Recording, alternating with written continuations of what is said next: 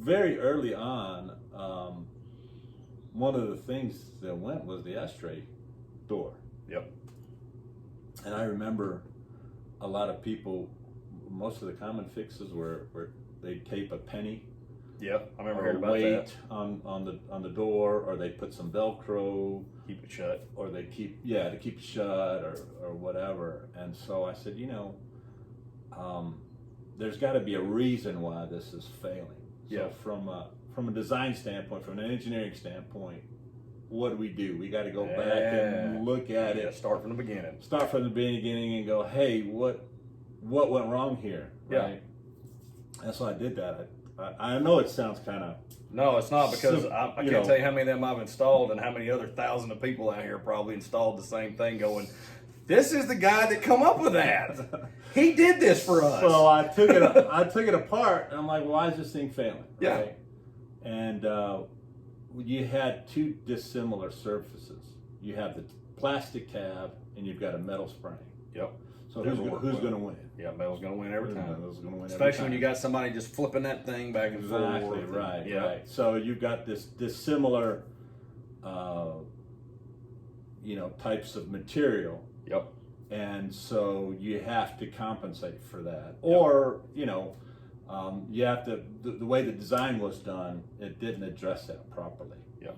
So I said, well, the best thing to do is to make that tab out of metal. Absolutely. So that now you have metal on metal. Yep. Which is, you're still going to have wear, but it's not going to be as fast. it's going to, instead of the wear being here where it fails, it's going to be way out here. Yeah. Right? Yeah. And so I said that's what I came up with the idea to put that metal tab on there. Right. Wow. And to affix it to the metal tab. And so we got a patent on that, and it's patented. Brother, I'm telling you what, that was the best thing y'all could have ever done. Yeah, I mean, it worked out good. We had a lot of people that because that's the biggest complaint. I mean, one of the first things people tell you when you buy a Fox body, nowadays especially, because it's kind of like the running joke, as well as I do, Ashtray Door works. Right. So right, yeah. Does it work originally? Or has it been fixed? And like I said, I've installed tons of those on cars that's come in here and, hey man, my Ashtray Door don't work. I got you solved, bro. Hang on. And then got your kit, and then off we went with it. And it's perfect. It works great. So that's really how you started. Was your ideas were going through these cars? Was the first thing was the dang Ashtray Door? The dang Ashtray Door, yeah. And I had done a little bit of research too, in the sense that again, the Fox bodies were all over the place. Yeah. So I would go around to used car lots and look at the Fox bodies, and I'd just take a quick pick inside. They got three Fox bodies over here. Yeah. I'm gonna go look at them. I'd peek inside. Yep, the Ashtray Door's broken. Yeah, because you could always tell, because even if you had them shut, they're always jacked around a little bit. Just didn't look right. Most of them janky. were open. Yep. Oh yeah, that's broken. Oh yeah, that's broken. Oh yeah, that's broken. It's like, man, all of these doors are broken. Yep. So I said, well, I'll this fix that I came up with, I'll start selling this. So I would go around. Once I got that made, yep, I had a bunch of these. I'd go around to these dealerships on the weekends and say, hey, I got this kit to fix the door. You want me to fix this for you? Yeah. And a lot of the guys would say, oh yeah, because at the time I think I was selling the kit and installing it for like $20. Oh wow, yeah, of course. And used car guys, they want it to look right when they sell it. So yeah, they'd go like, oh yeah, just fix it. So I don't know how many of those I did just driving around. Yeah.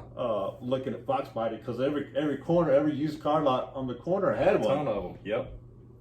And so it got to the point where people would call me up, and then I got to the point where they would come to my work on the weekends. So I go to work on Saturdays and then hang out in the parking lot. Yep. And give out my address and say, come on by, and I'll install it right there for you. Because it don't take long. It don't take long. Not at I all. had my little toolbox with the stuff in it. Yeah.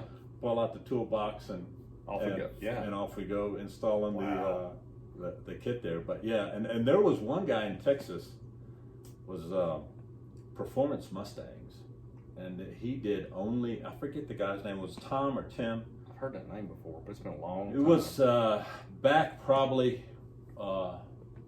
maybe in the late 90s, maybe early 2000s. That's all he did was the Fox. He really concentrated on the Fox body. He was off of 45 North in Houston. Yeah.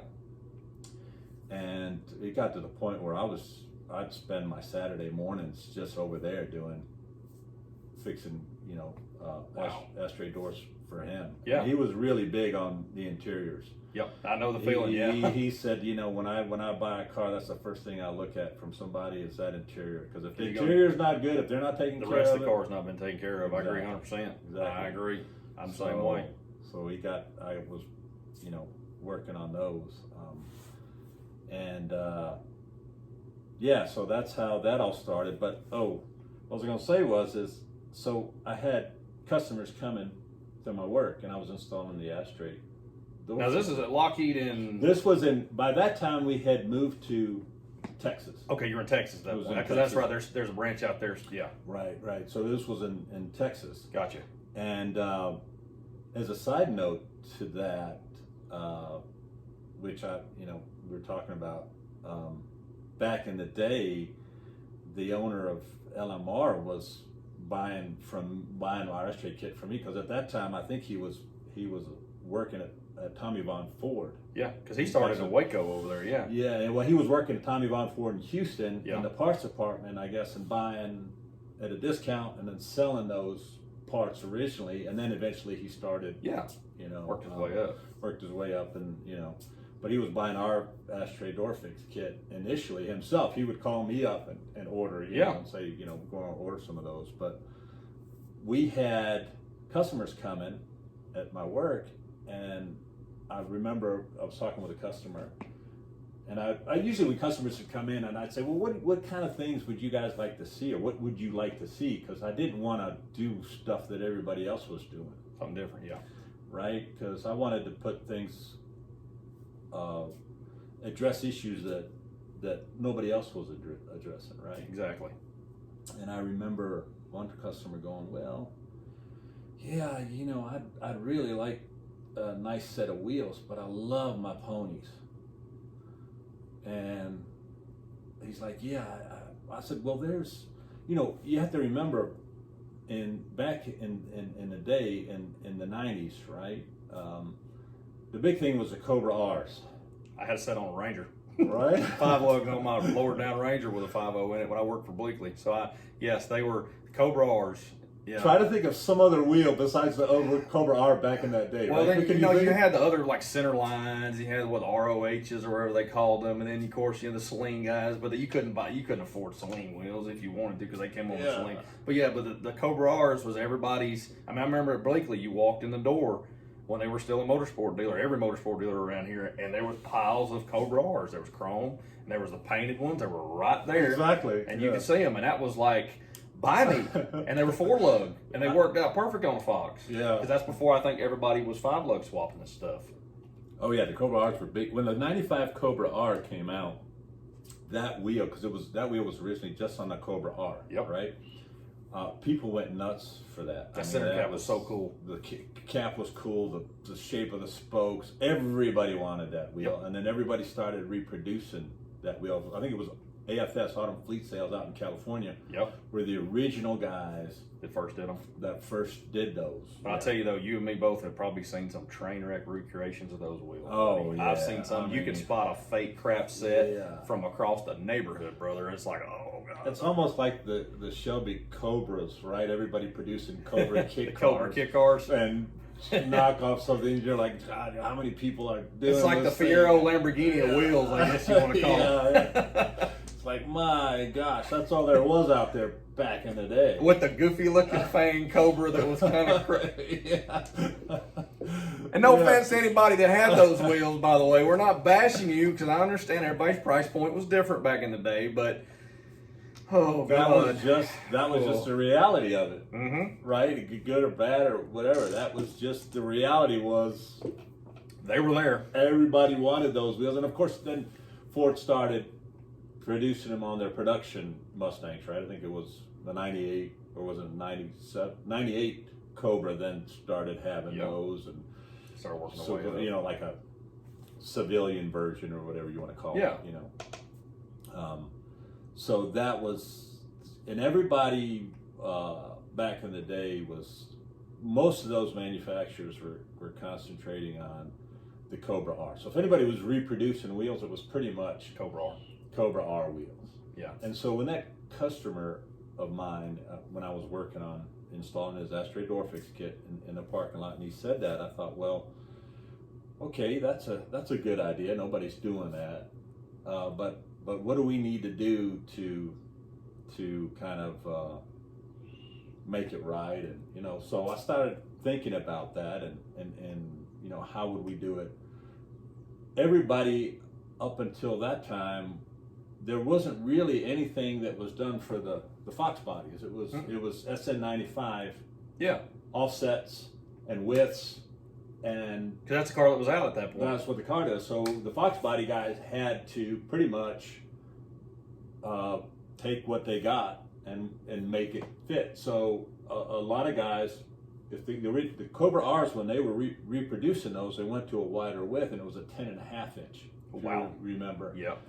So a lot of guys were trying to put 10.5 inch wide Cobra R's on Fox bodies and stuff, and it just wasn't working. It was just too much of a even on a 10, even on a 10. You're having to massage things sometimes. Yeah. With a big hammer. Yeah, before fender rollers came out, you were massaging things with a BFH. Yeah, just to make it look great.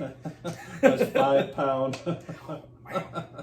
Yeah. So yeah, it was just, you know, nobody really addressed. And it was frustrating because you couldn't find things, because you see all this cool stuff being made for these newer cars. Like I said, I came into the Ford. I started, unfortunately, in Dodge, because in high school, my local Ford dealership wouldn't put a youth apprenticeship program together, but Dodge did. But the service manager at Bleakley was a good friend of the family, and he said, as soon as you graduate high school, you can get out of that shit. Come to work for me. And I went to Ford. So I got to walk into the big guys in Atlanta were Bleakley, Parkway Ford in Adairsville, Gene Evans in Union City. And then you had Chuck Clancy and Marietta. Everybody was motorsport guys. So you walked into a motorsport dealership, the parts department. They sold Salines. They sold all the fancy stuff. Bleakley especially was a Saline dealer, I know. I got to see the start of this age coming in. But like I said, 2000 at that point, all the SN95 stuff was working its way through. And Fox Body guys were the guys that worked in the shop. That's where I learned all this stuff from. So I saw their pain of having to make things work and coming up, and, you know, and then wheel options were getting there at that point, but it was the Cobra R, like you said. Everybody had the Cobra R in stock, or a 16-inch chrome pony, or a 16-inch chrome pony. Yeah. I think the Cobra R pretty much, I think, to me anyway, really started the kind of the wheel craze, wheel thing for those cars, for the Mustangs. Because up until then, there was, like you said, I remember the Salines. They had the honeycomb, and then they had those Ronald 5 spokes. But they weren't making them in the wider widths. They weren't making them. They're still stock sizes, basically. Right. So there really wasn't until the Cobra R, when people started saying, okay, well, we're gonna make this wider and go to 10.5. But again, there wasn't anything for the Fox Body guys that was specific to that. So back in, it was in the 90, probably in 98, 99, we started looking at making that into a bigger wheel. And offering a bigger wheel. So, and that is, so to kind of get this timeline right, before the Pony R's was the Mavromont, which wasn't exactly called a Pony R. They were called Mavromont Industries. 17 by 8 pony wheel. Gotcha. Okay. So the Pony R's didn't come, the actual name that we started using on those, like the ones that you have, until a few years later. So your center caps then were still the original, like pony wheel center cap. Yeah, we were buying them from a Ford dealership in Houston. when you could buy that stuff. So when we go back, because the original Mavromont wheels were done here in the States. They're made in the USA. Yes. And those are pretty rare if you can find them. I was going to say, you have to go into the designate how to tell this, because I'm sure it's some technical stuff that. We hadn't trademarked the Pony R name yet. Gotcha. So from the early 2000s, when we were making the Mavromont industry wheels, those were only 17 by 8. Okay. They were made in the USA, and those were all done here. We had them manufactured. Then we'd take them somewhere to have them painted, another place to have them chromed. Yeah. So the cost on those was kind of high. Yeah, absolutely. Because they were all done here in the U.S. Which, you know as well as I do, is not cheap to build made in America stuff. It's not cheap. Even then. Yeah, even then. But I mean, the guys that we worked with really did a nice job with those wheels, especially the guys that, when we a couple things. First of all, when you take a wheel and you say, how do you make it bigger, right? Yeah. Well, how do you make it bigger? Do you just make it bigger from the center on out radially, or do you just do the barrel big? How do you?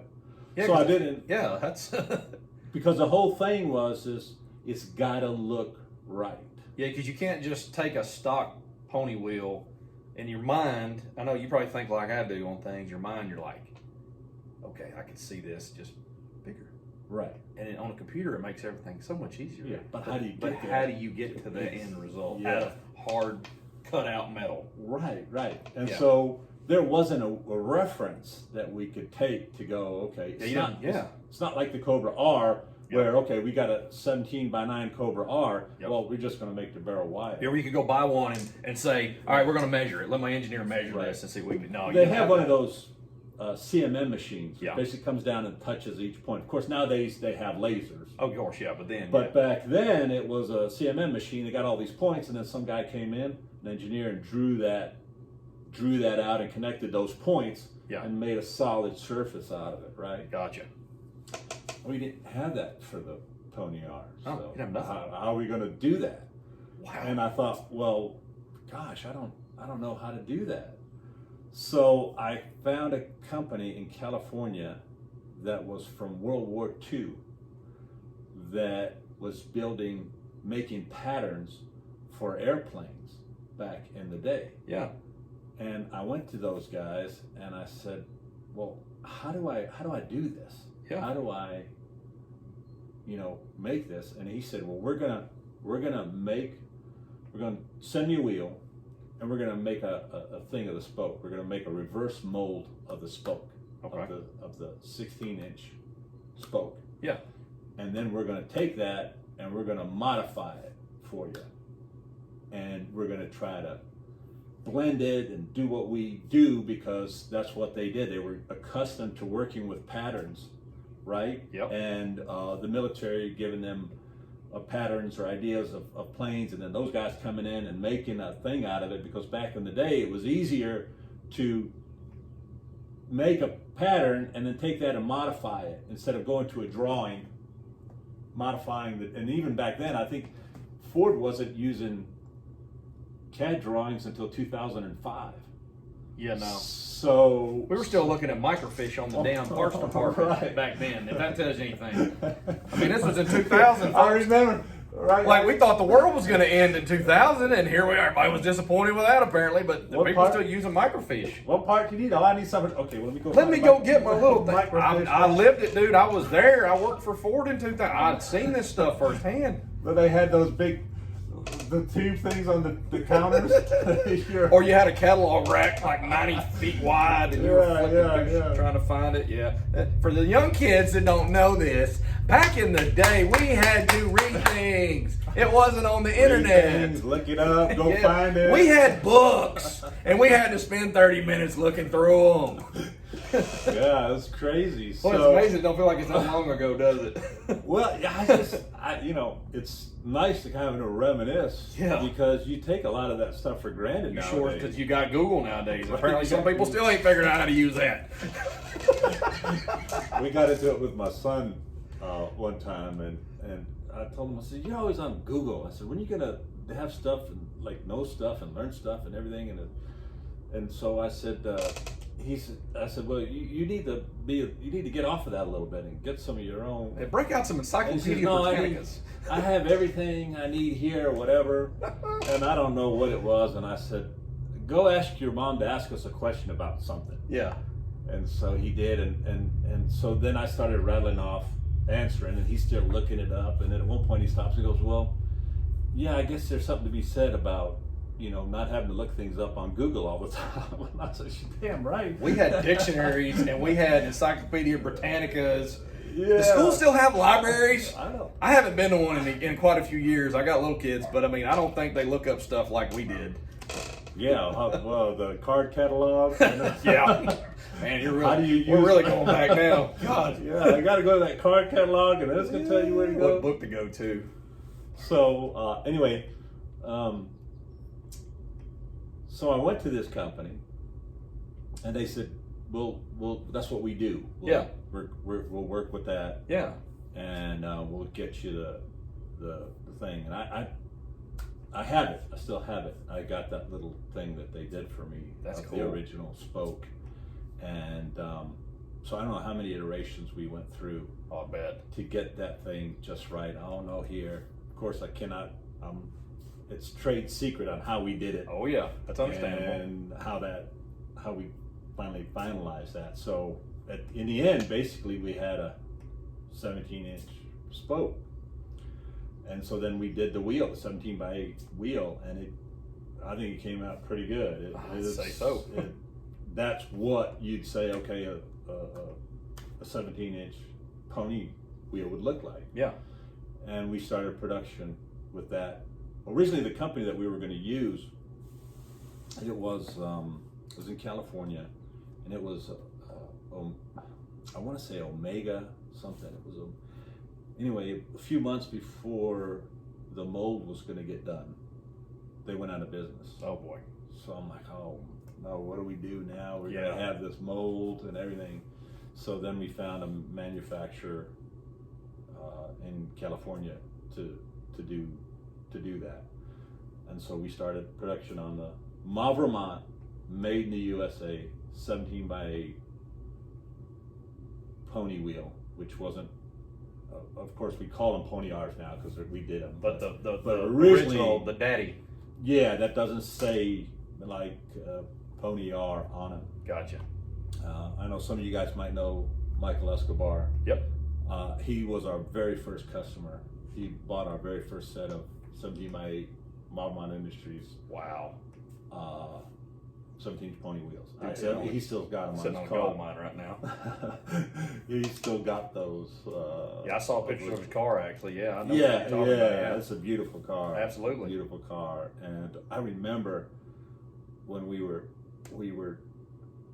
doing those, we had, because of these production delays that we had, and he had ordered some, and it was about 8 months later, and he still hadn't gotten his wheels, and he paid for them.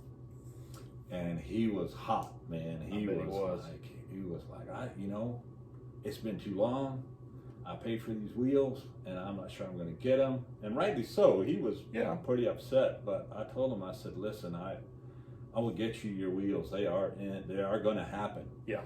And thankfully, he said, okay, I'll stick with him. I'll wait for him. And he did. And 8 months later, I think, something like that, he got his wheels, and he's kept them, so it worked out. I mean, starting like that, brand new. You guys, like you said, you had to start from scratch. We did. So that takes a little time, and stuff happens, and your quality is, you want it to be right. You're a little guy starting out, You mentioned the quality. Well, when we were trying to figure out how to finish the wheels, everybody was using powder coating. A lot of guys will powder coat aluminum wheels. Yeah. And so we had gotten the look down right.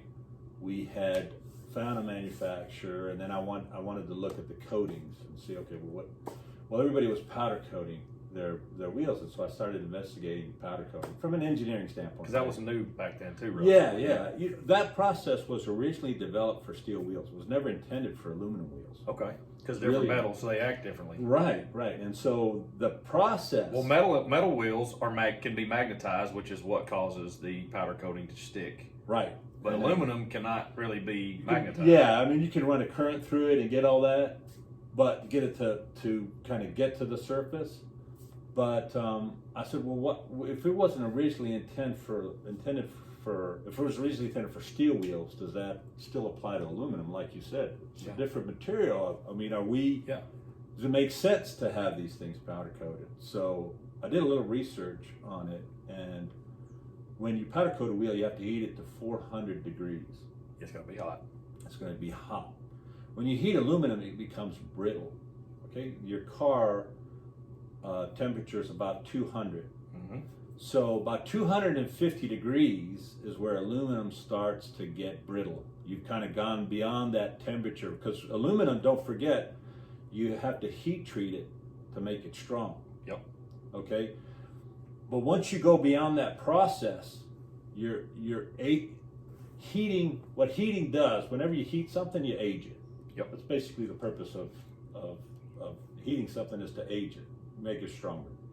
Well, now you're making the aluminum, you're super aging it when you've gone above about 250 degrees. Yeah.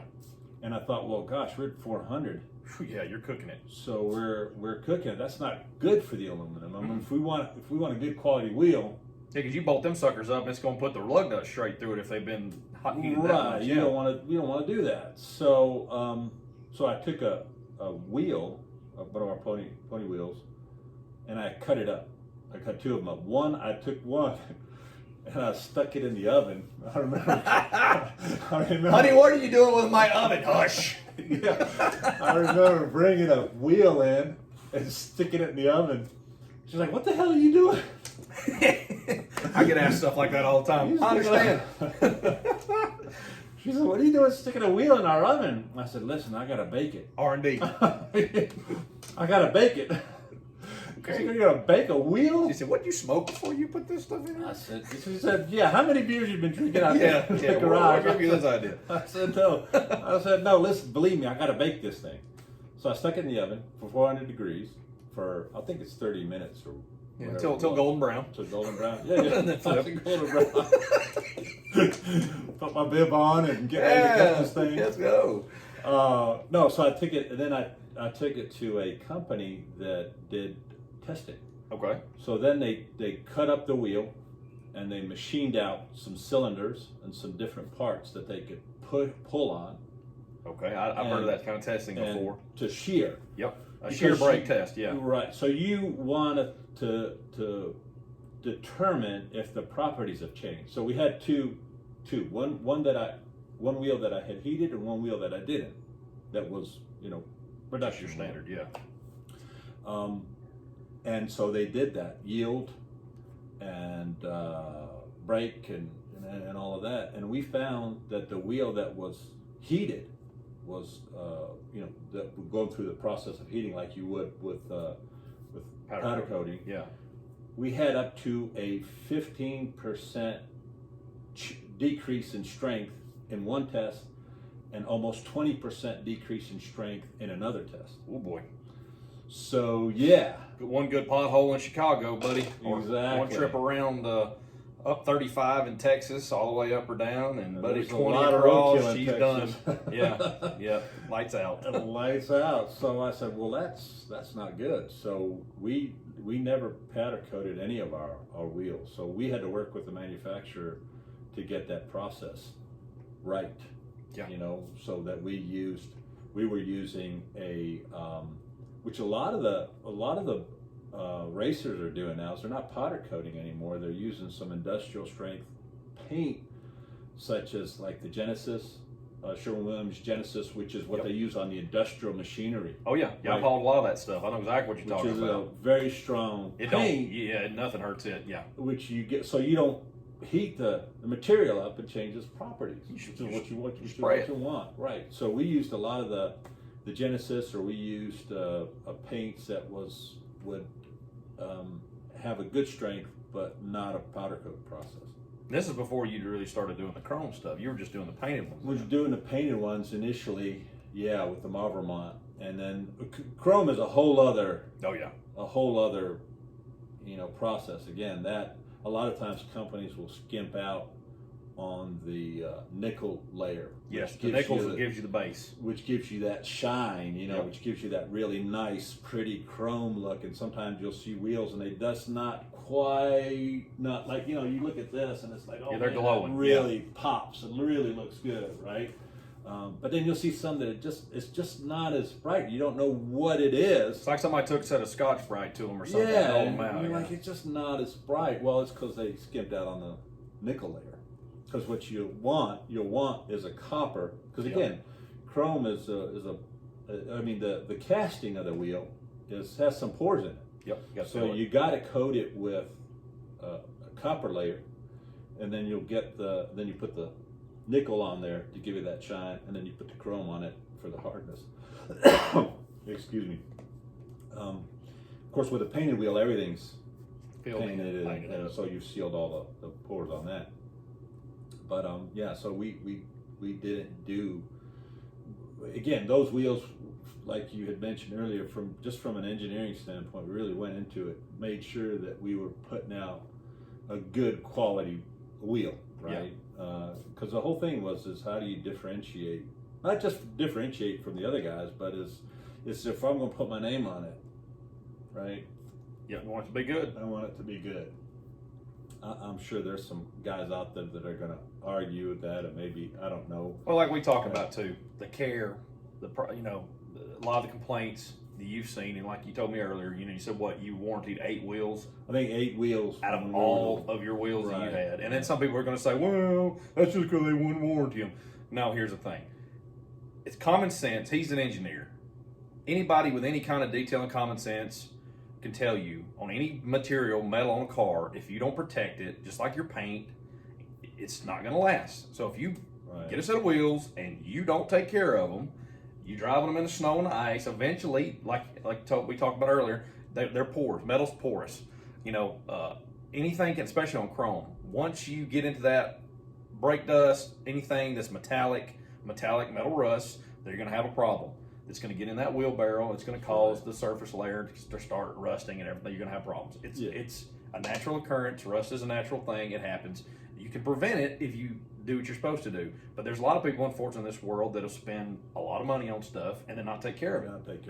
And it's all, things will last you if you take care of it. It's not sure, there can be manufacturing defects. Things happen. We're humans. Machines make the stuff. Machines fail. Processes fail. QA fail. Any little thing can happen. It don't matter what it is, from food to your damn elastic band on your friggin' underwear. I mean, anything can fail. That's right. Something can happen. But, it's a matter of, was it happen because of that, or does it happen because you just didn't take care of it properly? So, the internet's full of stories, any kind of wheel manufacturer. I mean, the wheels that we warranted were just from they weren't taken care of properly. Yeah. And again, like you said, you have to seal and protect that metal. 100%. And you have to keep that moisture off. Yep. Like we said, chrome's a layered finish. Yes, sir. And anything that's a layered finish with, even though that they're metals, you still have one copper, one nickel, one chrome. They're different metals. They're different metals. So you really have to make sure that you keep that moisture out, that brake dust, because once it gets through the pores of the chrome, it's not the chrome that rusts out, it's that nickel layer underneath. Yep. So once if it gets into those pores and that brake dust, which is the biggest one. I mean, brake dust is evil. Yeah, if you've got chrome wheels, you've got to go with some ceramic pads. God, yes. Or a pad that's not going to have metal in it. You need to go with ceramic anyway, because even my factory F-150 wheels look like crap. I changed everything to ceramic because you can see, you wash the truck, 2 stops later, they're filthy. Exactly. It will eat your wheels to pieces. That stuff is horrible. It is, yeah. It's a devil. It's a devil. So I mean, that's if you have chrome wheels, the number one thing you got to do is go to ceramic pads. Yep. And then I always tell people, wax the inside of your barrel, or on what I usually do is I paint the inside of the barrel, because paint is almost like a plastic, right? Yep. So it's better at sealing those pores up than anything else, and you'll keep all that moisture and brake dust off. Absolutely. And so, because don't forget, as your wheels flying around, that brake dust is getting impregnated into that metal pretty hard. And so, absolutely, if you've got a plastic or something, it'll kind of hit it and brush off. Brush off of it. And that's what you want. That's why you get you guys that do ceramic coating. That's why you pay a little extra. You have the inside of your wheel ceramic coated. You know, get them bound. Well, you have a quality wheel that balances properly. You won't have to worry about having the damn thing rebalanced every 5 days. So there you can stick on wheel weights on your wheels, ceramic coat them, and then be happy and go down the road and not have to worry about nothing. Or you can buy cheap crap and not ceramic coat it and have problems. That's how this works. It's common sense, folks. But you want a coating that's going to keep the moisture off, keep impurities, keep metals, keep things from getting impregnated into that surface and causing water and brake dust are your two biggest killers of a nice set of wheels. I think one of the and curbs. Yeah. Well, once you break that surface, once you grind that thing down for about 4 trips to the Chick-fil-A drive-through, you're over. You're done. Yeah, that's not going to happen. So, but as far as the corrosion, that's mostly what that's from. I mean, I didn't have any issues as far as I recall from bubbling or anything like that. We just never sent any wheels out that had any of that. We checked them pretty good. Yeah. You'd have them made, and they would come to your warehouse. You'd do QA on them. QA. We would chrome polish every wheel that went out. Wow, that's a lot of work.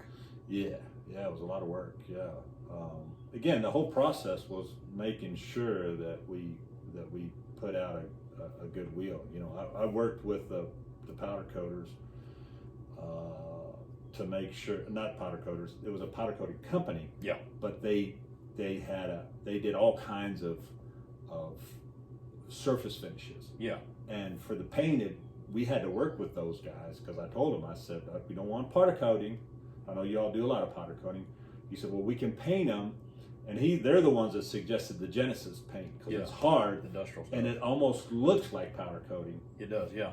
And you get almost the same hardness. But even that process, we had to work with those guys to get it right, to where it looked right. And so they had to do, it was almost kind of like when they did our wheels, they had to do a whole separate setup process, and he had certain guys that they were trained properly on your stuff. That were trained, AJ Sebastian was the guy that we were working with, and he had 2 guys that when we brought the wheels in, those guys knew exactly what to do and how to treat our wheels, because we wanted something specific, for that. So so those were the Mavromont. Those were daddies. Yeah, and those were done here in the U.S. and the late 80s. I'd say more towards the not late 80s, but in the late 90s. The late 90s is when a lot of things started going overseas. Yep. Right. The 90s were kind of when China started opening up, and a lot of things were moving overseas. Oh yeah. And so early 2000s, when we were doing our wheels, a lot of the manufacturers started moving over. And if you remember back in the day, the Cobra R wheels, the prices on those were just... Hell, they were on back order. Yeah, I mean... I had to travel to another dealership just to get one that was in stock, because the other ones were on back order for so long. The 5-lug ones were. The 5-lug ones? Yeah. The painted ones. Okay. Not the chrome, just the standard painted one, yeah. But a lot of that stuff started to move over to China, and it was coming in cheap. I mean, they were bringing in that stuff. Well, Fords were made in China, I do believe. The Cobra R's, I think, because that's why one of the problems were they couldn't get them over here. Was it? Yeah. Okay. So we weren't being competitive with that, because I think our chrome sets were close to $1,000. Maybe it's just. I don't believe I paid that much. Of course, I got mine in 2006. So I think you might already moved them to China at that point. So I want to say, we had $800 something. I think is what mine cost for a set. So what happened is we weren't being competitive, so that's when we moved to China. Yeah. When we moved to China, that's when they became the Pony R's. Okay. And the Pony R's were offered in more sizes because we originally had wanted to add wider widths. So we started off with a 17 by 8 here in the U.S. and we wanted to move up to some 17 by 9s and 10s. So when we went to China, we said, okay, we're going to start with a new set of molds, and we're going to offer the 17 by 8, 9, 10, and the 6.5s. Yeah, the 6.5. Yep. And that was again, we came up with the Pony R name. That's when we trademarked the Pony R name, and then moved those over to China. Those say Pony R on the back of those. Yeah. And again, we made Fox body specific offsets, right? Absolutely. We looked at that so that we got the offset right for the 17 by 10s in the back. We offered the higher offset for the Cobra axles, for the wider Cobra axles. For the SN95 axles. For the SN95 somebody had a conversion. axles. Yep. That's a popular thing, swapping those around. Right. So we have those, which was a 46 millimeter offset that we offered for that, the higher offset for those. And then, of course, for the 17 by 10, we added the lip on the 17 by 10 wheels. Now, that lip you're talking about is the little lip that's right near the bead line, correct? Right, exactly. Gotcha. On the 17. And we used, we sent them one of our wheels, the 17 by 8, to base these wheels that we're having done on. Yeah. And again, they used their measuring, since we already had come up with the pattern, we used that to then make those wheels so that because again, you want to maintain that shape of the spoke, and yep. You know how that spoke flares out in the back, how much material you're going to take off the back. Yeah, because people don't realize they're not flat. They have a lot of different angles to them. I mean, sometimes you got to put your hands on stuff to kind of, like blind people have the best way, they can describe things better than anybody because of using your hands. And that's why with these wheels, you got to really feel them, because looking at them, you see some little angles, but when you really start polishing them, get your hands on them, you'll notice there's a lot of contour to those wheels. There is, yeah. And with the chrome, it throws so much light back at you. Oh, Lord, yes. Right? I mean, so you're going to miss a lot of the valleys and things like that, yep. right? That you would see maybe on a painted wheel or something like Absolutely. that, simply because all that light comes back, so you're not going to see shadows and things. So you're going to miss some of that, like you said. You're going to miss some of that contour, some of that shape, you know. Yes, sir. So we, that's when we also then started making our own caps. So the Mavrofrides wheels that we did originally here had the Pony R logo on there because they were from the Ford dealership. Yep. These, we came up with our own cap and our own, because we were having them done, you know, overseas, and then we had them made so that the OEM caps will fit.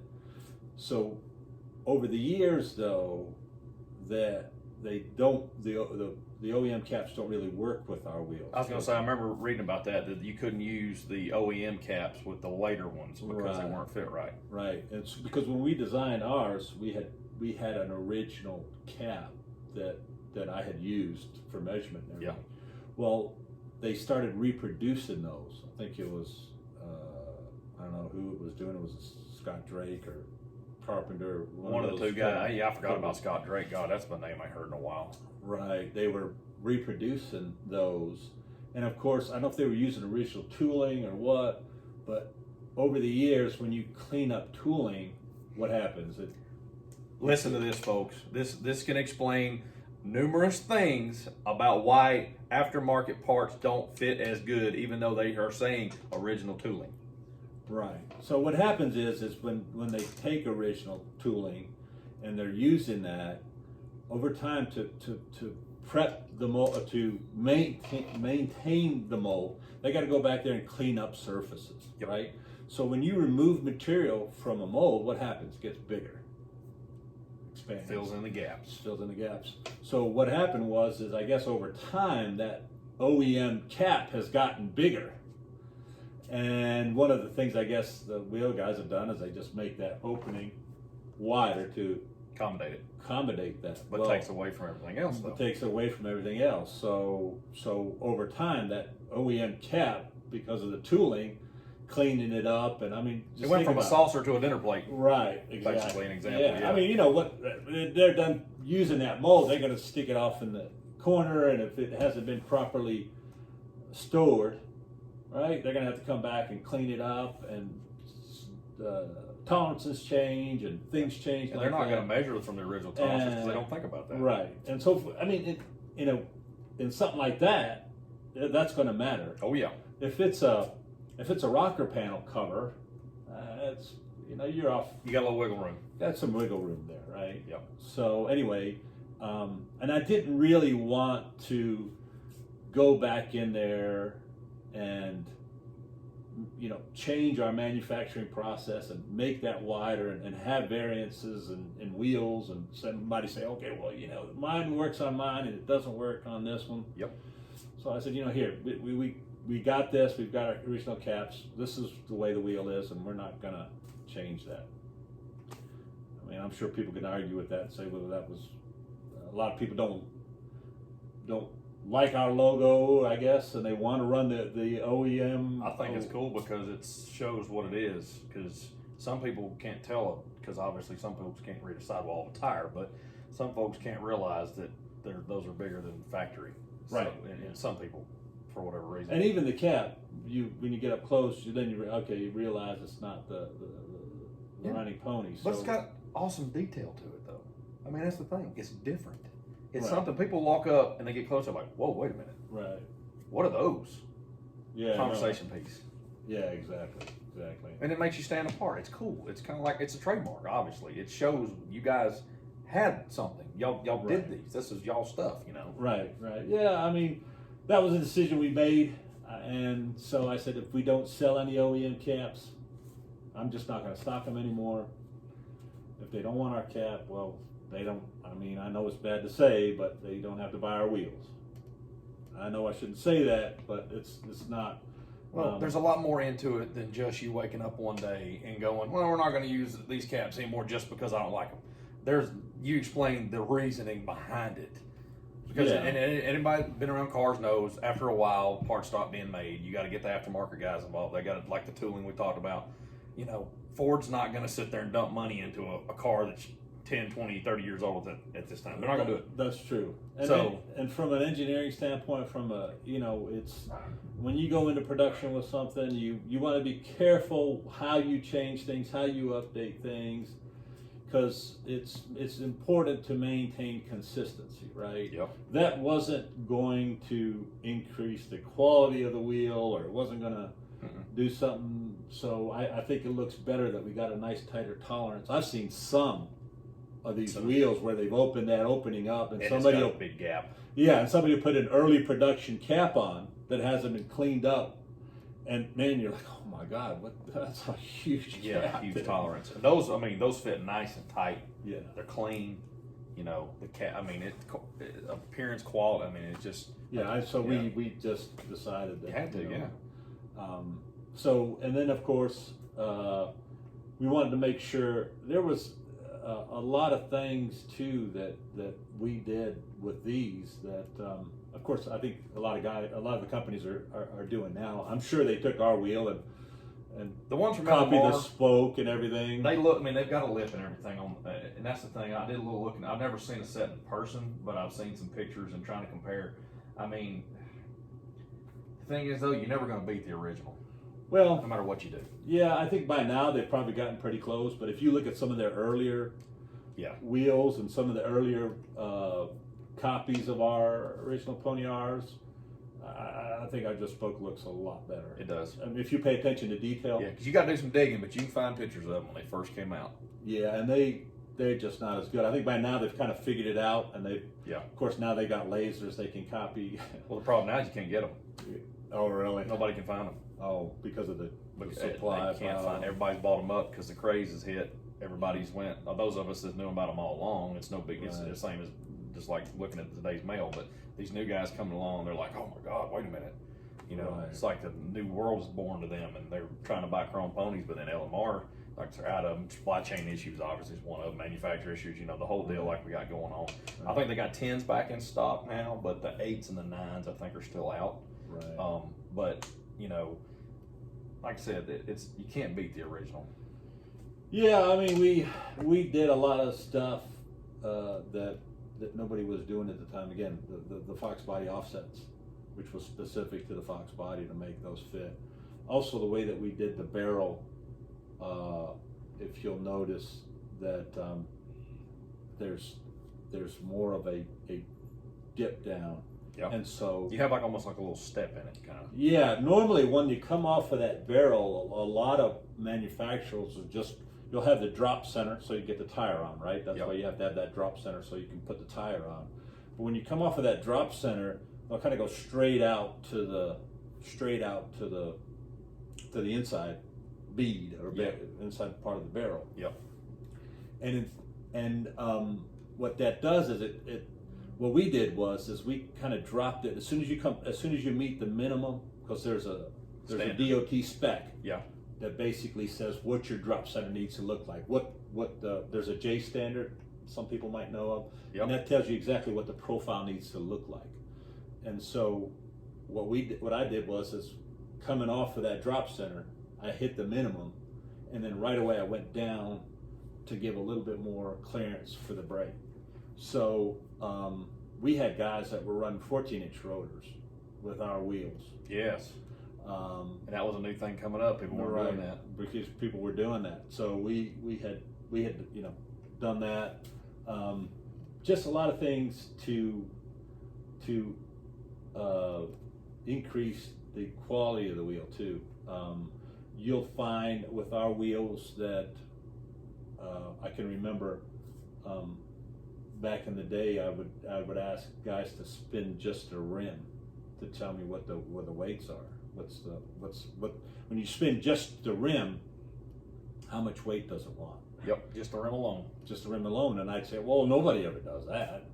What are you talking about? Why would you do that? And I said, well, if when you do that, that's the number one indication of how well the wheel's made, right? Absolutely. Because if you don't find the true center of a wheel, even though it'll spin and your run out will be within spec. Oh yeah. Right? It'll look perfectly. Yep. Spinning. They're going to be. If that center is off, you're going to have a little bit more weight up here than down here. Don't forget, there's 50% of the weight of the wheels in the barrel. Yep. So if you're shifting that off a little bit, and you're on the other 50%, which is in the face of the wheel, even though that 50% is on the barrel is right and it's spinning true, there's 50% of the weight of that wheel in the face that you're not going to see that's off. Exactly. But that's going to manifest itself in the balancing of that wheel.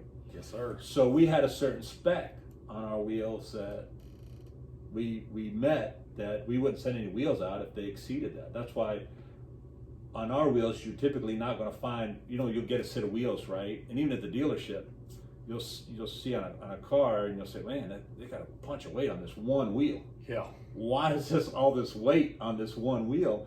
Just because that one, even though it spun true, It wouldn't. it was out of balance, and their spec was a lot higher. And say, okay, They're like, screw it, we don't. Yeah, it's in enough. it's enough. We'll get it to balance. Yeah. With the tire, right? Yeah. And so we didn't send it out. We had again, I won't go into what our specs were. Yeah. But believe it or not, man, you'll think this is crazy from a manufacturer, but we spun every wheel. Well, that's good, because you can look at these We- wheels here, and there's not a lot of weight on them. And those are 17. Those are 285, 40, 17 Nittos on the rear, 245, 45s, 17s on the front. Those tires aren't exactly light. Right. So when you can spin a tire in a wheel and not get a lot of weight on it, and it rides like a champ, that's good. Yeah, I mean, we spun every wheel. A lot of people thought we were crazy. You're spinning every wheel. Well, Cheap insurance. We spun every wheel to make sure that they were in spec. We didn't send any out that were out of spec. And we found that what you can do is you can find certain tire manufacturers that are pretty tight on their production, so their tires are pretty good. Oh yeah. There was some tires that we dealt with that, man, I would never put on my car because they just were. I was there during the Explorer tire recall. Yeah. And we did Michelin's, and then they did a lot of Uniroyal Tiger Paw run flats. And if anybody knows what a run flat tire is, they got a nice thick, basically gel of what I call tire plug around the inside of the tire.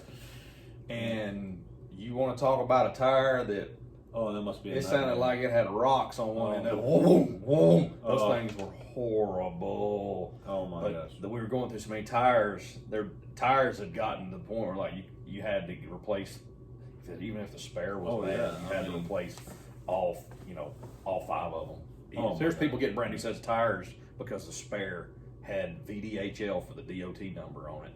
I remember that specifically because I laid on a creeper at John Bleakley Ford's parking lot and went under every single damn Explorer they had checking DOT numbers. Oh man! Because the day when this stuff happened in Atlanta, sorry to get off track, but stuff happened in Atlanta. It was an afternoon. The Explorer come in on the rollback, beat all to hell. It'd been a wreck. The news van was right behind it. Ooh. We're like, okay, what the hell? Because at that time we really didn't know. We were told put air in them at this, and because low pressure causes. Because everybody wanted to buy an Explorer after they had a luxury vehicle. It was really popular. It worked, but they rolled like crap. Yeah. Lower the tire pressure down. Is what Ford said. Okay, great. Explorer comes in on the rollback. Looks like it's been through a hurricane. Lady's talking to the news. Oh, my tire blew out, and I went into the Jersey wall on 20 out here. Well, the record driver told us. She wasn't paying attention. She ran up on the Jersey wall and rolled it. Oh. Well, guess what? You know as well as I do what the news media does. And this was back in 2000, 2001, something like that. Monday morning, from the driveway at Bleakley on Thornton Road to the service drive was lined with Explorers.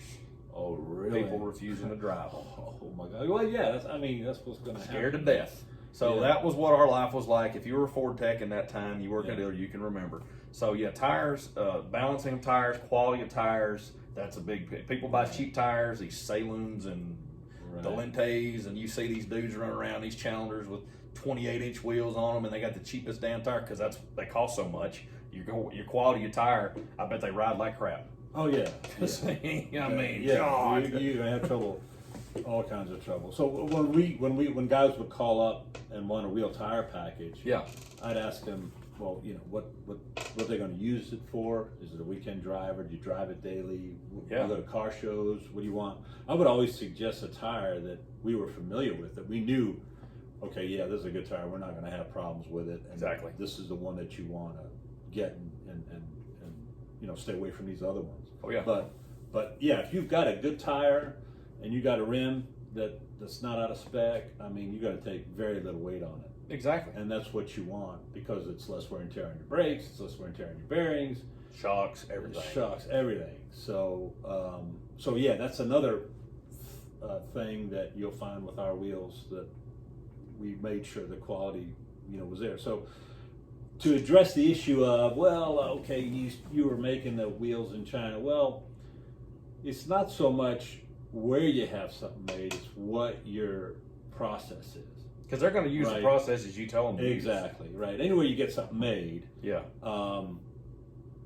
If you're not on them, right, they're going to give you what you want. But you got to make sure that you have a specific specification and say, this is what the spec is what we want it to be, and that's what we did, and that's why we were able to accomplish that and get a good quality wheel, even though it was made in China. Right. So it's more so the name, because I always felt like it's not so much where it's made, but it's our name that's put on it. Yeah. And this is what that name means, and this is what it means is that we've got a tighter tolerance, tighter spec. We spin every wheel. We put chrome polish on every wheel. We make sure that our machining processes are within our specs. So when you're buying a Pony R wheel, you know that's what's backing it up, instead of not necessarily, doesn't really matter where it's made. Exactly, yeah. So those are the kind of the two distinctions between the Mavromont and the Pony R. Gotcha. So what exactly, because like we all know, it's like you guys were here and then you kind of faded off into the sunset. So I understand big name companies coming in, doing it cheaper. That unfortunately is the downfall of small business in America. So tell us what exactly we had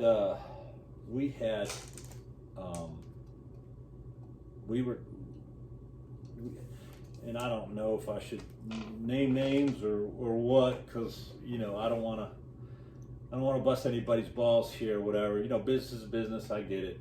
I mean, everybody looks out for their way of business and doing whatever. I know back in the day people said we went out of business, and I'm sure those rumors were started by certain people. Gotcha. Because they wanted us to be out of business. Yeah, they wanted what you had in your spotlight, so to speak. Right, and we never went out of business. Just to set the record straight, we never declared bankruptcy. We never went out of business. No, because Pony R Parts is still alive and well. Right, we never went out of business, but it got to the point where everybody was buying our stuff to where they weren't buying it because somebody was coming in and going, look, we're going to do it cheaper, buy it from us. And that's what happens, right? When you got something that's good, and then the other guys go, well, hell, what the hell them guys doing over there? Look at that Pony R guy. They're making, well, we're going to go do that, right? And they had all the money and the resources. Right. So we had. It's kind of one of those things where, we're having our wheels. It's a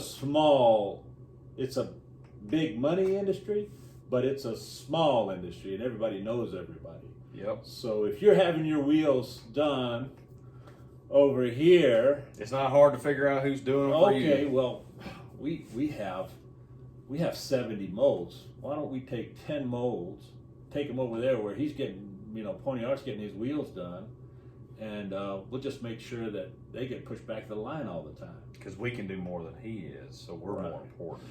Right. And unfortunately, people these days see price versus quality because they want something bad enough. Right. They just buy it. So back in the day, we had American Muscle buy container wheels from us, and Late Model was considering. They were buying some wheels from us too, but our competitors came in and go, well, we'll do them cheaper for you. Why don't you buy them from us?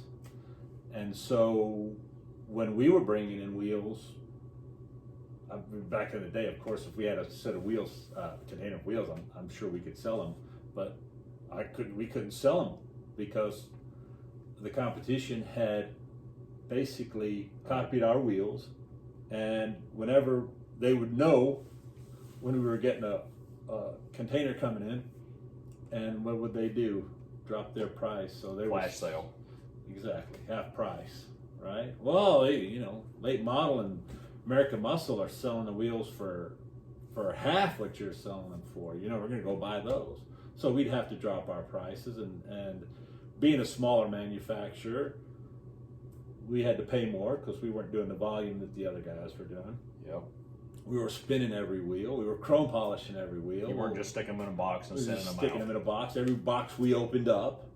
So, there's some cost there. Manpower, man hours. Man hours, yeah. At $12, $15, $16 an hour that you're paying somebody. Yeah. You can't. Your profit. How am I supposed to stay in business when, right? And at that time, nobody wanted to pay the extra costs for the pony. I mean, they didn't care about the fact that you were going the extra mile out of your paycheck. Right. They wanted the product, and if they didn't think about the work involved to do it right, when they bolted a wheel up on their car and you had to hang, 55 ounces of weight on one end of it to make it spin, oh hell, screw it, I look good going down the road. Right, exactly. You know. So it got to the point where it was so difficult to compete with these guys, and I can remember I had a container of wheels, and they had dropped their price in half, and I was calling up the big guys and saying, I gotta get this container of wheels, anybody want them? Wow. And nobody wanted them. I had trouble getting rid of them. We had bills to pay, kids to raise. And nowadays, man, good God, people would be dying over a container of those wheels. Well, I would have kept a couple of If you'd have pounds. known. Hell, I would have kept a couple. My wife would have probably killed me, but still, what are you doing? Trust me, I know. I went to the future. I went to the future. Yeah, wouldn't that have been good? I was time travel. I could have used something. I'm back in time. Trust me, they want them. But yeah, we couldn't get rid of them. So, and we had young kids. I mean, my wife was working too. God bless her soul. I mean, she was in there lifting weights and just family business was out there. Yeah, and it got to the point where I just said, we can't do this. We can't compete with these guys. Yeah. And so I figured, well, that kind of closed the chapter for the Pony R's, and we had a good run with it. We put out some cool wheels. We did a lot of first. Everybody's copying that by now. That's the cool thing about it. You were the first one. Everybody's copying that now, and it makes it easier nowadays. They laser scanners or whatever. They can copy everything, and even that little thing that we do with the barrel now. I think they've copied that for the brake clearance, and so I thought, well, okay, that's cool. We kind of took a step back.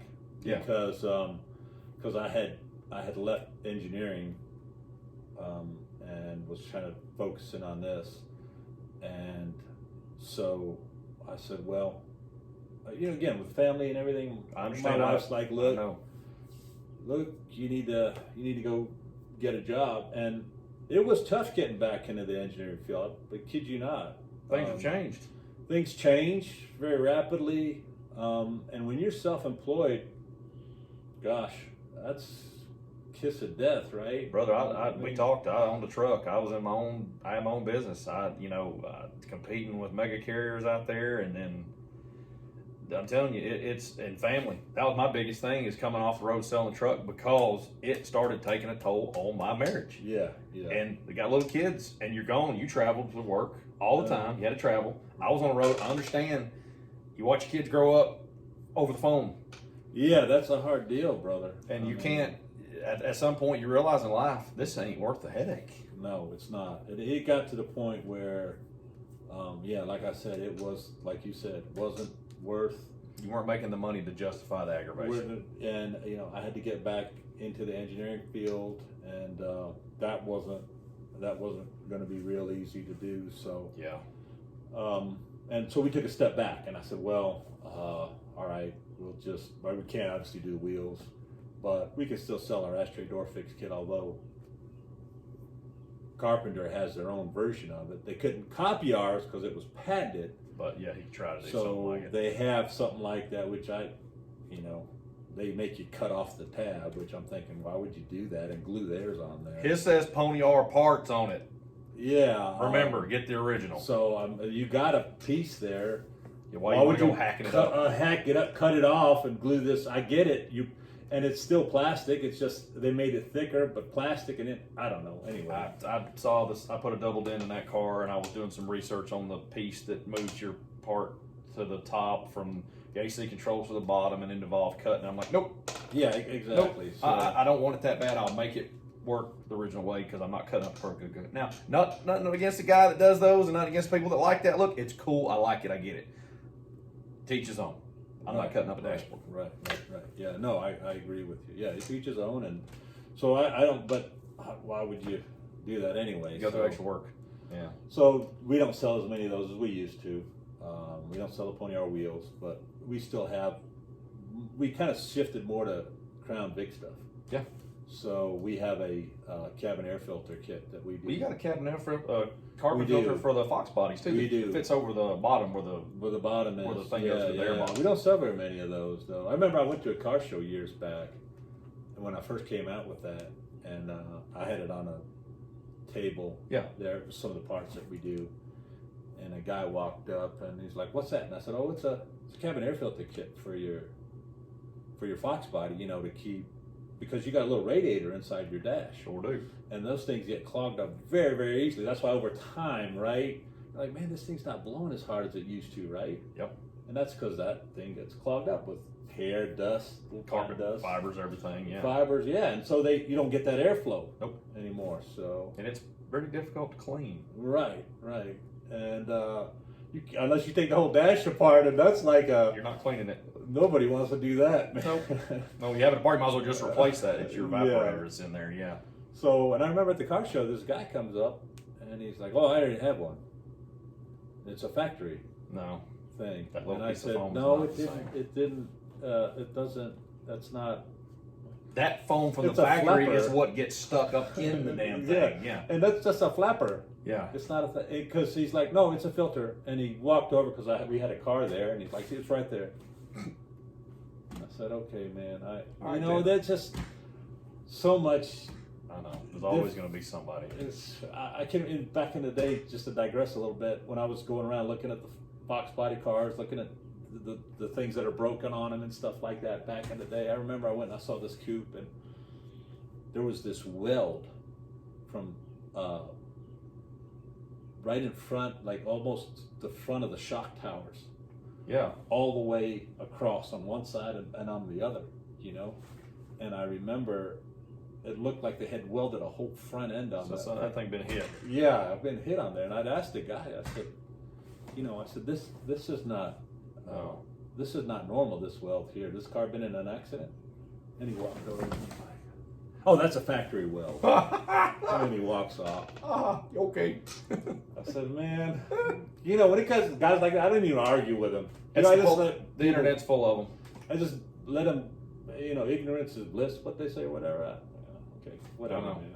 Trust me, I read these Fox body forums. That's one of my YouTube video was about people asking for the value of their car on the internet. I'm going to do another one on people that ask you for your opinion on what they should do to their car, or the horrible technical advice. I'm telling you, one dude the other day said, "Just bolt your rocker arms down, just bolt them and tighten them down. You're good to go." Right. So, and poor people, some people don't know. They looking for advice, they don't know. And then you got the internet, and the internet is a good thing, and it's a dang sure a bad thing. And speaking of that, I got a question. There's a influencer that was looking at a car the other day. It had pony R's on it, and he was commenting about the wheels and all his vast knowledge of everything, since he really don't know nothing about these cars because he bought one that was rare, and now he's an expert on them. What he mentioned something about your wheels were banned from production. Banned from production.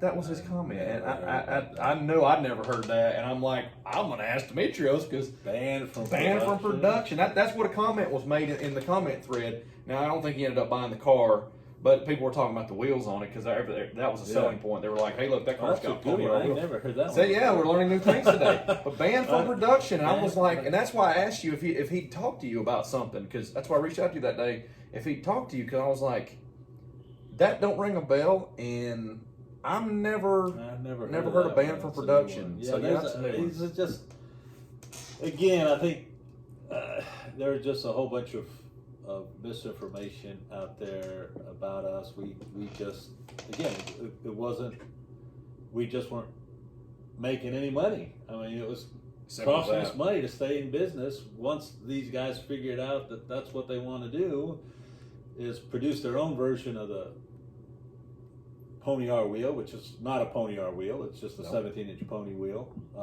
And so we just stopped making it, but we never went out of business or anything. We've always been in business. We've moved around. Yeah. And I'll be the first one to admit I'm not really good about keeping up with emails and messages and stuff like that. I mean, I'm sorry, but... Well, you do have a full-time job. Well, yeah. I mean, you know, I got a full-time job. You got I mean, that's why I haven't been making videos, because I got a full-time job. And if you have to get a job and you're not doing that anymore, you know what I mean? I hate to say it, it's like, well, what's the point of me answering all these people's questions? And you do go on the pages. I've seen you plenty of times comment on things, and you know, when somebody asks, you know, still people ask the backspacing. If you're on there, you see that, you go in and you comment, you let them know, hey, this is the deal, this is what's going on, and then they get their answer. You know, right. you know, but you're busy. I mean, you literally work a full-time job. Yeah, you're in 2 states basically. Once we stopped that wheel production, it was why I don't have the time to keep supporting this. Yeah. You know, I still and any free time we have, I mean, my wife and I'll be sitting there putting Crown Vic cabin air filters together. You know, and we do small business stuff here too. My wife does stuff for the epoxy cups and pins and vinyl. I mean, all the stuff she does. I do the stuff with Southeast Fox Body, the block off plates. I mean, the stuff's made to order. I don't keep a crap load of it around, because if we're not moving right now, there's no point in having it stocked up. So, but like you, it's a family affair. I mean, you get together, you got to work with each other while you're in your afternoons after you get home from work, your full-time job. Exactly. And it's difficult for me to keep up with emails. And when people don't get responses, I guess they start making stuff up. Oh, they went out of business. Oh, they were banned from production. Oh, they were... Who knows what they're going to come up with. God only knows what they come up with. But the ban for production one, I did not. That was a good one. I was like, how do you get banned from production? You know, a lot of people, and I'm not naming names, but a lot of people, they're influencers these days on the internet. They haven't been around these cars as much as they claim. So they go by what they dig up on the internet or hearsay from other people. They haven't lived through the things and seen stuff evolve. So or been in it long enough to know the history of it. Yeah, I mean, just showing up 6 months ago and I'm an expert. It don't work that way. No, it don't.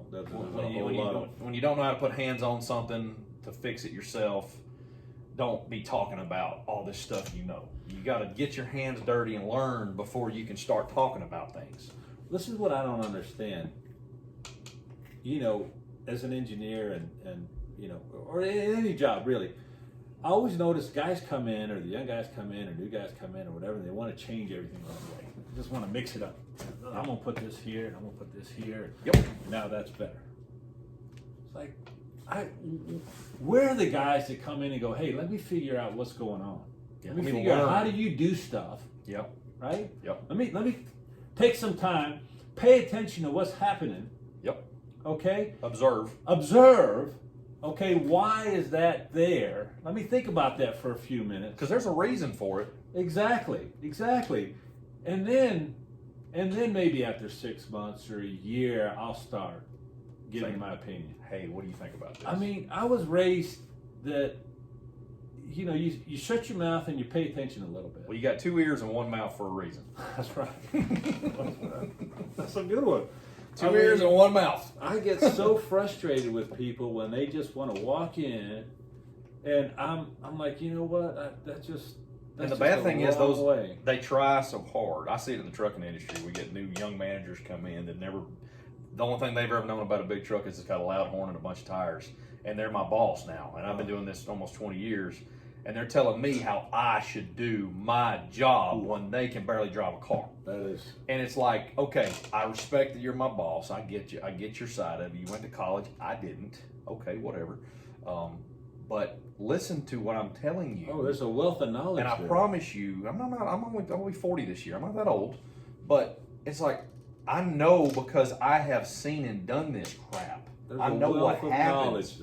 I know when you tell me you want this done this way. Okay, well, this is what's going to happen in the process. It's going to get ugly. Oh, no. I know what I'm... Cool. And then you go do it. And then they go, oh, my God, that was a horrible idea. What? Hey, man. Yeah, exactly. I said it was yours. You want to do it. Yeah, it's all yours now, bro. Yeah, bro. Hey, man. Hate to say I told you so. Yeah. You know? I mean, that's the one thing I would give a young person advice is whenever you go somewhere, whenever you change, take some time and just pay attention to what's going on. Learn the process. Listen. Yep. figure stuff out, what's going on, why are things done away, and then you'll have plenty of time to make improvements. You'll have plenty of time to make it your own. You'll have plenty of time to put your own spin on it. Yep.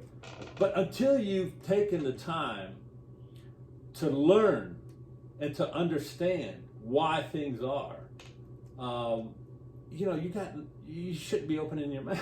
No, I agree. So I'm with you, brother. I tell people all the time that the young guys in the shop at work, when I'm getting something fixed on the truck, they got a new guy, and they're getting tools for the older guy or whatever. And I was in the shop before I was old enough to drive a truck. I started as an auto mechanic, worked in the 18-wheelers, then started driving.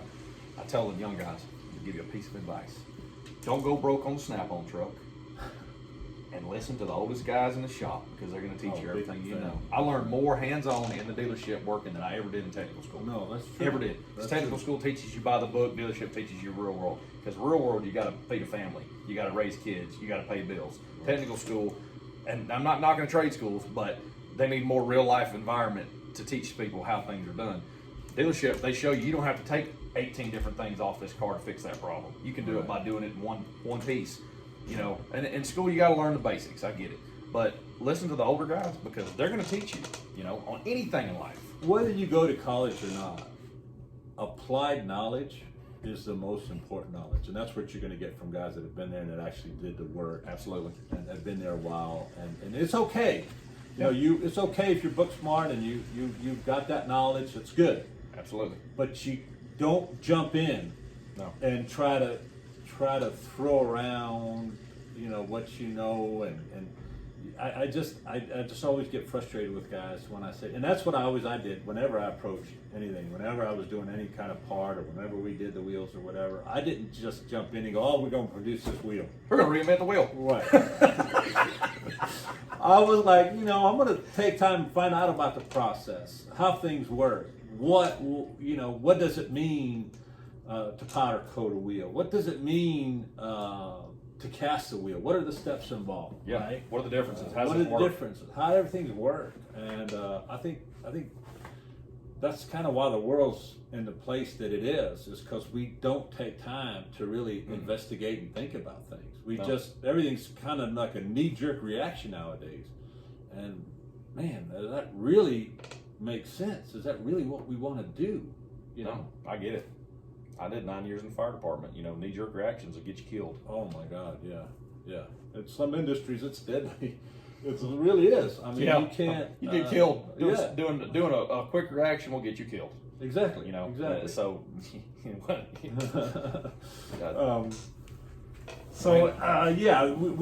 We have never gone out of business. We've never been banned from production. We just took a different route, and I had to get a real job, I guess, get back into the engineering field, and you know, start working again. But we still do some small stuff. Tony, our parts website is still up. Oh yeah, it's still there. You can still buy stuff from us. Now, remember, you were going to do you had it worked up, or you were going to do a production of wheels again, or try to do a production of wheels. I seen that. Yeah. You know, you think about stuff and you go, well, okay, the Pony R wheels are a, kind of a footnote in the story of the Fox Body Mustang, right? When you talk about the Fox Body Mustang, there's so many guys, so many things that are it's just a huge, right? Yep. It's just what do you call it? You call it a canvas, you call it a hobby, you call it a whatever you want to call it. Money pit, whatever. That one certainly applies. Financial mistake. You want to call it? Nowadays, it's really if you want to go buy a nice clean Fox body, it's expensive nowadays to get into the hobby. Those $2,000 car days are over. I can remember I had my green coupe and my '89 GT that I still had that I bought new. Yeah. The green coupe was only 2 years old when I bought it in '95. Oh, wow. And I remember we were moving from Texas back to Florida. Yeah. My mom was sick, and she was diagnosed with cancer, and we wanted to move back, and so we had to move everything. Yep. Back And I remember I was trying to figure out how to get the Mustangs back, and my brother, his brother-in-law, had some connections on getting them shipped back, and he said this was in maybe 2003 or something like that. He said, "What are you gonna ship those Mustangs back? It's gonna cost you some money to ship those back, and because I didn't want to drive them back. Yeah. I didn't want to put,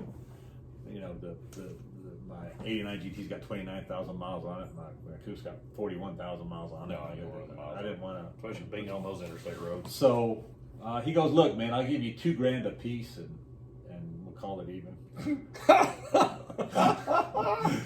And I thought to myself, "Gosh, $2,000 a piece, But that's the way it was back in the day, like you're saying. Yep. Right? Those days are gone. A lot. And I thought at first he said 2 cans of peas. But I said 2 cans of peas. They're worth a lot more than 2 cans of peas. He said, "No, $2,000 a piece." I said, "Well, that's still worth more than that." Yeah, hell yeah. Oh Lord. But yeah, so we moved back to Florida. We're still doing the Pony R's, but I got a job, and so I'm back in the engineering field. But we're still doing some parts. Oh, sorry to get off track. There's so many things. I'm like, I was telling my wife today. I said I'm gonna go talk with Mike, and I don't know, for something like this, you don't want to go for too long, but it's fine. There's so much I gotta say, That's the point. Just trying to keep everything straight in my head, but I've been thinking about it, and over the years I've gone back and forth. Do we produce them again? Maybe not. And one of the thoughts I keep having is well, it's a footnote in the history of the Fox body. Yeah. Maybe that's all it should be. Just kind of leave it at. Maybe we should just leave it at that. Maybe by now they can copy them and make a pretty good copy of them. And well, everybody wants them, like everything else, like a Fox body, like a fancy car or house. Everybody wants it till you give them a price. Right. And then this day and time to manufacture things, just even worse now because of the supply chain with materials, it's next to impossible to go ground floor back up again. Yeah, what has happened is over time, the big companies keep getting bigger, and the small guys keep getting smaller. Yep. And who would have thought back in the day? I would have never thought I'd buy anything from Amazon. Oh yeah. Just because they're a big company, and I was like, I'm going to still buy things from my local guys. It's near impossible. The local guys can't get it because a lot of restaurants having problems. I've heard because Amazon's buying up all the stock from these restaurant companies. Really? For the manufacturers. So the reason restaurants can't get lids and straws is because Amazon's done bought them off. Because guess what? Big fish. He's going to eat more. They have huge warehouses. They have huge. You just can't compete with that. That's one of my brother's big accounts. They're building new warehouses everywhere. He's in charge of the HVAC. After they put the units in, he's in charge of the maintenance stuff afterward. Make sure that gets sold. He's having to move to South Georgia because that's where they relocate. He's going to be in charge of all of North Florida. Oh wow! Because of people like Amazon, they built to me businesses, so they're taking over everything. So you can't compete with that. You can't compete with that. And if you to do like you said. So how do we compete with that? How do we get back into the Pony R wheel business, right? And be competitive. When we were talking about reintroducing them, it was going to be at a higher cost. And a lot of people had trouble with that. Well, you were selling them at this price before. Why can't you just 20 years ago? Can't you just pick up from where you left off and everything? Oh, people are stupid. Well, you can't do that. We can't really do that, and really to go back as time went on, the competitors were getting cheaper, and we really should have increased our pricing because of what we were doing. Yeah, as far as the quality assurance and the steps and the things that we were doing, we really should have been charging more. So when we were talking about reintroducing the wheels, it was like, well, okay, we need to be charging this price for them. Well, we're not going to pay for that. Well, there's a guy now, I think, they're redoing Cobra wheels, making them bigger. And they talked about doing a 10-hole bigger too. But I think there's some made. I don't know. I know they're close to being done, if not, they're already done. But I haven't, people are talking about getting them. But I haven't never saw a price on them. But it's a Cobra, Is that the Maker's Garage? Maker's Garage, yeah, Maker's those guys. Garage. I've been kind of following along with them, but I don't know. I'm seeing pictures of their wheels done, so I'm thinking maybe they are. But I know due to the sizing and everything, they're not going to be. There's no way they can compete with the prices out here that some. No, they're not, and it'll be really interesting to see how they do. How well they do because of the fact that they're at a higher price point. They have to be. I understand. Again, they are kind of doing. They're going above and beyond. It's not just another wheel, right? Exactly. They're putting their little spin on it, and they're like y'all did, and they're doing, and they're it's a higher quality wheel, and all of that. So it's not like, and I'm not here to promote those guys because I have nothing to do with them. Yeah. But it's not like they're just hiking up a price. Exactly. People have to understand. That those guys are offering something for it's that. How bad do you want it? Right, and if they're offering something for that price. So it's you got to understand that they're asking for that price, but you're getting something in return for it. Now, do you, like you said, do you want to pay for that? What you're getting? It'll be interesting to see. If they do something happened to the. Uh-oh. Did we go too far? No. Is it still recording? No, it's still good. Yeah. Oh. It just had the low battery thing popped up. So. It'll be interesting to see if at that price point they are, selling the wheels and all of that. Because it's more derivative toward the Cobras. So I mean, a lot of cars use Cobra wheels, but that specific style would look good on a stock Cobra. So. Yeah, no, I think it's a good look. Eventually, if we would have kept in production, we would have done the 10-hole. Yeah. And we probably would have done a Cobra wheel. There's some other wheels that we would have done, had we stayed in production. But I never say never. Yeah. Like I wouldn't say that we'll never do them again. Yeah. But I'm okay with the fact of never doing them again, and it just being a footnote in the history. I just want the story out there, the truth out there, so people know the history. That's up to this point, whether we do them again or not. Yeah. I want to set the record straight for the Pony R wheels, and hopefully I've done that. Absolutely. Hopefully I've done that, and give a little history. You've hit all points. The start, where you guys came from, how you started, the way you did it, where you're at, where you went. I mean, I think you hit all points. Yeah, I one thing I will say, if I was to do it all over again, I wouldn't. I'd find more people to get involved in the sense that there's strength in numbers. Yeah. Like that one guy from The Sopranos says, give me 3 motherfuckers. Yep. We'll take over the country. Right. And that's just in this day and age, you've got to have, if you're a small guy, you got to look big. Yeah. Right. Yep. Like you got to show presence. You got to show presence, Yep. and even so, I'm not as young as I used to be. I mean, back in the day, I had a lot more energy and I was a lot stronger than I am now. I feel that now as I get older.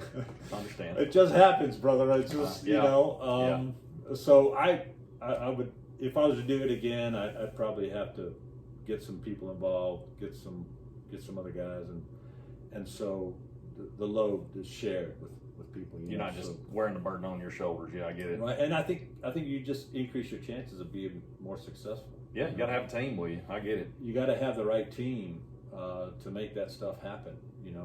It's not just a quarterback that makes things happen. You got to have the line and all the guys. Everything down to the water boy. That's right, man. Everybody plays a role. Yep. And so, if the kind of stars align, yeah, sure, I would. I know a lot more now. Yeah. And I wouldn't, and it'd have to be something fresh. Yep. Like, it wouldn't just be to do another pony R wheel just like we did before. Yeah. If we did it again, I have some ideas on how to make them just like we did before that people weren't doing. Yep. There's some things that we can do that people aren't doing that we can do. You can do now. That we can do now. That would really, excuse me, that would be fresh. That would be, okay, yeah, man, that is a pony R wheel. Heck yeah. This and this and this and This and this, yeah, like the old days, yeah. So yeah, I mean, but will it happen? I don't know. I've had guys over the years say, hey, you know, yeah, we want to invest, or we want to see about investing in pony R parts or pony R wheels, and you know, everybody's an investor till you have to spend money. Exactly. Everybody knows how to spend your money in your checkbook. Right. Yeah. And and I have guys that be like, they just want to invest, but they don't want to put the time. Well, Yep. I'm not gonna. No. I'm not take somebody's money and then they don't have anything invested in it time wise, because then they'll be like, well, I gave you this much money and you're not doing this. Well, are you here to see what's happening? Are you here to understand why we're at this point, right? I mean, you don't want to take somebody's money and then where's the accountability?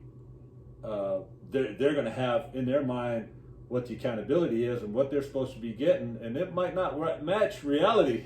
Yeah, perception versus reality. Right? Yeah, they give you $1 and they think, man, you got to turn this into $3,000. Right. It don't work that way. So it don't work that way. So I'm not gonna take anybody's money unless you here to see what's going on. Yep. Right. Yep.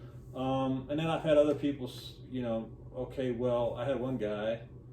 All right, yeah, I'm gonna invest, but I want 75% of the company.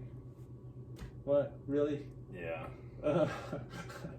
Okay. Well, I'm not gonna do that. I mean, you go out and make your own logo. Go out there and figure out how to make your own wheels. And what do you need me for? Yeah, exactly. I'm not going to give you everything for 25%. Do all the work, yeah. So yeah, that logo looks good, and that's a good idea, and that looks good. And okay, yeah, we'll invest. We want 75%. No. So yeah, I don't know. Someday, if I can find the right people, maybe they'll happen again. I don't know. Well, until then, buddy, we're going to keep rocking and rolling with what you already put out. Well, I'm glad. I mean, you got a beautiful car there. I love the way they look. I mean, they sit perfect, and I mean, they just look so good on your car. I mean, it just really is a great looking car. I'm glad that you got our wheels on there. It's kind of nice to know that we put those wheels out. Heck yeah. And they're still turning heads, man. Yeah, that's really cool. They look good. So I don't know. I think we've got it covered, bro. Hopefully we covered everything. Yeah. And if there's any questions, we can always do a follow-up sometime in the future. Yeah. If you get a bunch of questions that people are like, hey, well, can you talk? Yeah, I'll be more than happy later on at some point. So I'm in Facebook jail now again, so for another 15 more days, I think. So I get all this stuff together, and I'll get the link going and get it through Southeast Fox Body, obviously, because I'm through, and I'm on Instagram, obviously, everything, so you can see the links to it there. But as soon as I get out of Facebook jail, because they love me so much, thanks Zuckerberg, I will mass post this to all the groups. That way everybody can get a good look. Because, there's a lot of us old school guys in those groups. And then there's some young kids that need a little learning. So we're going to learn them up. That's part of the history, a little bit of history going back, right? We talked a little bit about that. When I did this channel, my design was to talk about the cars and talk to the old school guys that started this stuff. Not these new guys. New guys are cool, don't get me wrong. But there's a reason you guys were around for so long and started things and got us to where we're at today. And you're one of those people, and I'm just tickled damn death to get to talk to you. Well, I think it's great that you're doing that. Thanks for the opportunity to talk. And I enjoyed it. I think it was me too, man. I'm glad you come out here. I appreciate it. Reminiscing a little bit. Yeah. And thanks to you. Thanks to all our Pony R customers. We appreciate y'all keeping the Pony R wheels alive, and going from there. We'll go from there. Cool deal, man. All right, brother. Appreciate you. All right. All right, kids, behave yourself and don't step on down power lines.